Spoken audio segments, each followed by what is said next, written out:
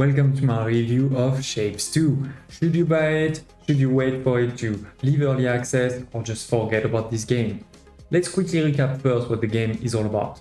Dive into a factory building games with a focus on just that, building huge space factories.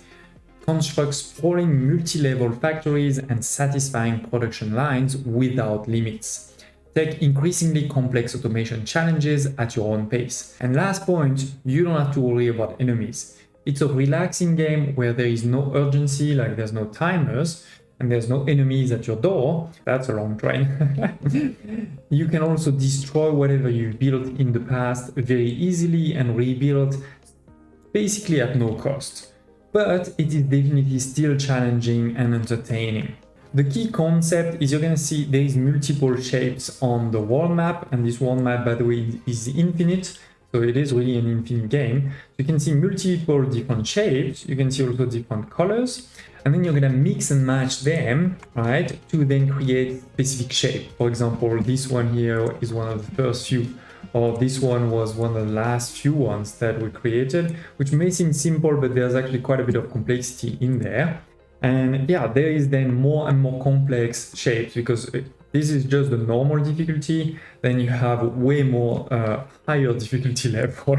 So you take basic shapes, you cut them, you turn them, you match them together, you paint them, etc. to make others. And you need to do this obviously at a gigantic scale and in an efficient way as much as possible. Now, should you buy this game? Well, Steam reviews are at 98% positive. And the game is not even released yet, right? It's still in early access. To be clear, I say early access, but this is not broken, this is not bug or even missing big features. In my opinion, it is working perfectly. I have never felt any big bugs or anything like this. I honestly have no idea why they didn't release it fully, given how polished the game was. But to be honest, with this early access, it does enable them, and they have used this opportunity to continue improving the game. They've improved the performance of huge factories, they've introduced some new quality of life. For example, a static menu where over here I can see, what am I producing or delivering into my vortex and how many per minute. And, it may obviously vary, but you can change also the interval so that you can see this. We can see all of my structures, how many of everything do I have.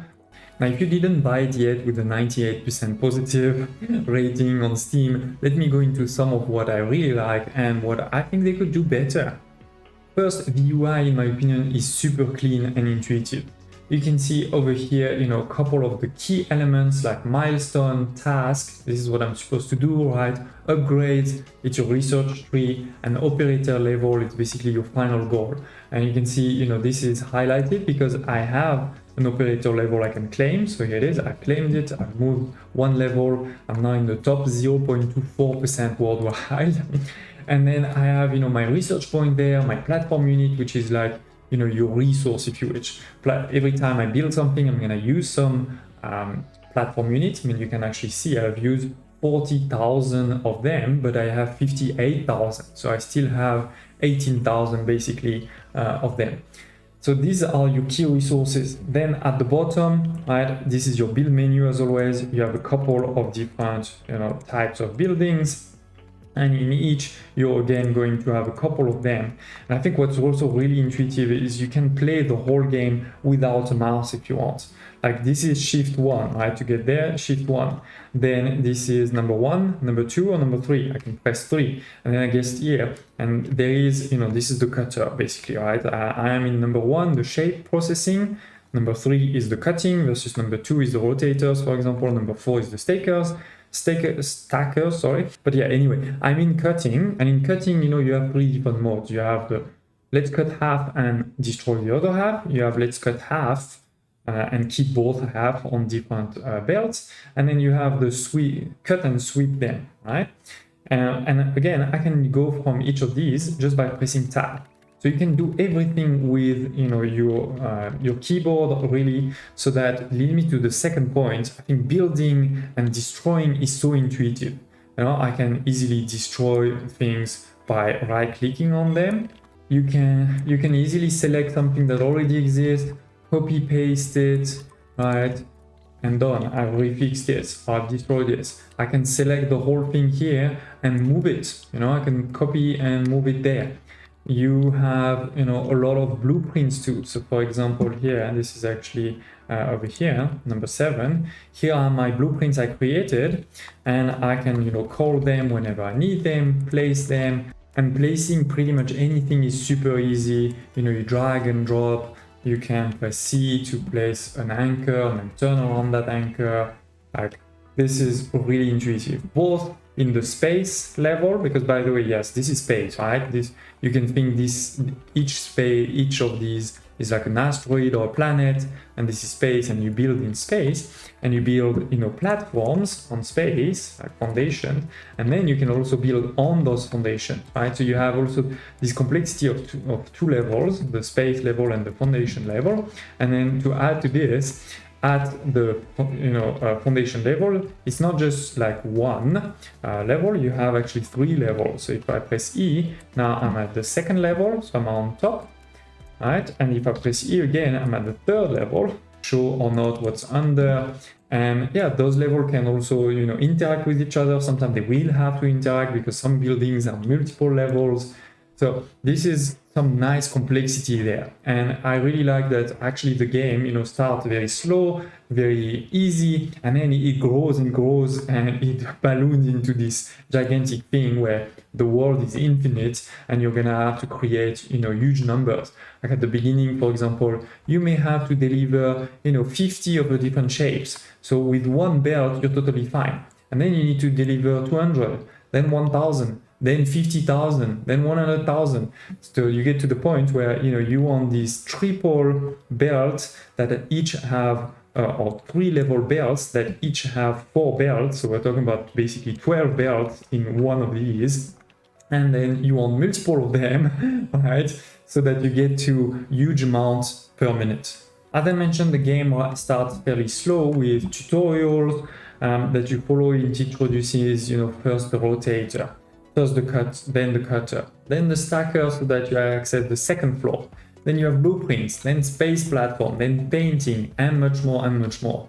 And it also has a very, very good knowledge panel or wiki, if you wish, where it really shows you in detail, you know, how to do things, including, you know, videos. Or so really kudos on that, in my opinion. Then I mentioned it before, but I'll repeat it again. In my opinion, there's no bug. This thing is working. Maybe there is one small bug here and there, of course, right? It's never 100%, but this is working. There's no game-breaking bug. It doesn't crash or anything like this. And then there's tons of replayability.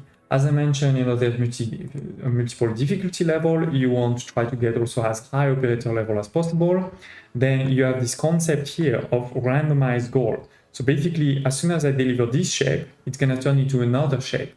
So what you need to do at that point is make what's called a make anything machine, which will start using, you know, logic, like almost simple coding, if you wish, right? With gates and conditional things, etc., so that you can build basically anything. But you can also create as many games as you want, and look at these different, I mean, I was playing on the normal there on what you saw. There's then the hard one where the shapes are definitely harder. The hexagonal one, where instead of having basically 4 shapes per level, you're gonna move to 6, right? And then we have also the insane level. Like, look at this, it's completely crazy, those shapes that you're gonna have to make, right? And you're going to have also very high numbers and things like this. So you have tons of replayability in the game, and frankly, I think it's not that hard for them to add regularly a new mode with new shapes, because, you know, not that hard to create a new shape in the game. So basically, it's a focused game, focusing rather on the gameplay, right? It's the deep gameplay rather than tons of fancy visuals and things like this. But it's working really well. And then a couple of other elements, by the way, I did want to mention. The music is great in my opinion, and the settings also, they're all there. You know, you have your hotkeys there. You can change anything that you want. In your audio, by the way, there's also a track for the owners of Shapes 1. I think this is always something really great. And again, you have sliders for everything, graphic, general, right? You can do it all. And so again, a polished game that is pretty much ready in my opinion. A couple of things they could work on, let's say. The first one is, until recently for me it was missing a statistic page, but as you saw they just added it, so that's great. The second is, I'd love a few more options for the trains, like being able to wait until the train is full before it leaves, or waiting until it unloads everything before leaving a game. A bit like in Anno if you wish. So the trains could do with a bit more advanced, let's say, mechanics, but they're already pretty great. Then a game mode with more pressure could be interesting too, right? For example, like you have an objective and you have a timer. And maybe even, we could have a global ranking of who got there the fastest, right? So this is not anything game breaking or anything like this, right? And even the replayability, there is a lot. But I'm just sharing, what I feel they could do even better. Of course, they could also add, more colors, more shape, all those type of things. But the game is already great as it is. And so if that wasn't clear up to now, this is not a sponsor video at all, but I do think this game is great. I suggest it for all sort of factory, simulation, city builder farm out there. I know the graphics may seem strange at first, but I guarantee you're gonna love it. And if you want to see more, check in the video description below for my full let's play of the game, where I show from start to finish how to master this game.